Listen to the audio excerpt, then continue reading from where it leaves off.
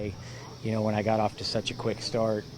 I mean, we both knew. I mean, it was like the elephant in the room. We both knew what we were trying to do out there, and I was just kind of grinding it. When I made the turn, I don't know what my lead was, but I figured if I can make 2 or 3 birdies on the back nine, I probably was going to be able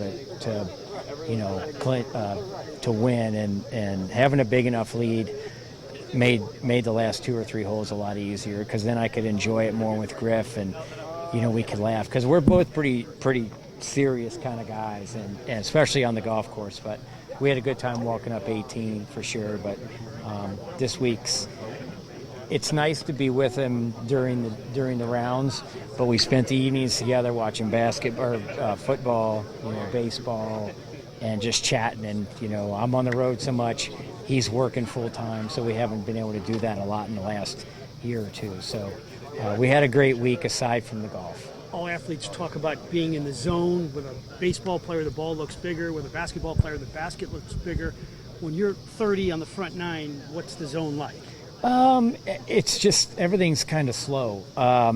But I actually alluded to it last night with Griff. I said there were a couple of times yesterday where I felt like I was almost kind of there, where like I made a birdie putt on 17, and when I made the birdie putt, it's almost like you're watching yourself do it. Like you're doing it, but it's almost like you're right here watching yourself do it. And I told him, I said, I kind of had that feeling a couple of times today, and I don't know if that was a precursor to what happened today, but it's been a while since I've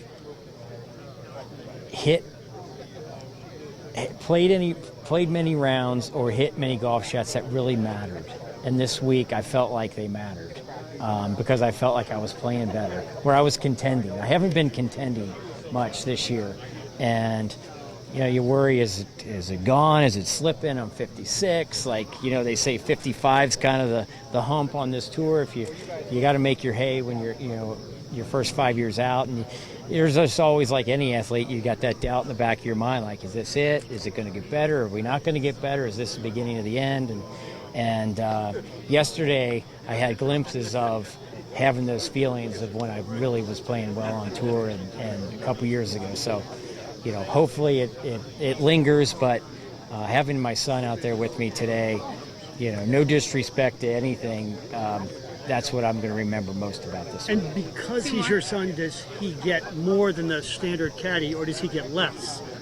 Well, I mean, once I pull out his room charge and his food charge, and he'll get the standard fare. I mean, he earned it. He did the work, and I got to make sure I pay him $1 more than Freddie paid him at the SAS this past year. So I can't let Freddie have an up on me. All right, one more. How about winning over here in St. Louis with the way the fans, it's like cheering for you coming up here?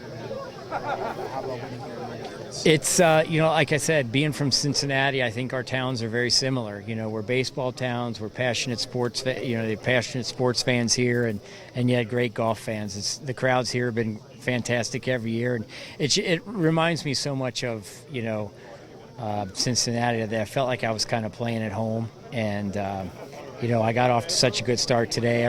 Everybody was kind of, hey, keep it going. This is yours. You got it. Keep going. Keep at it. And it's nice when fans encourage you. So St. Louis people are like that, and they're passionate, and it's fun. It was fun playing here.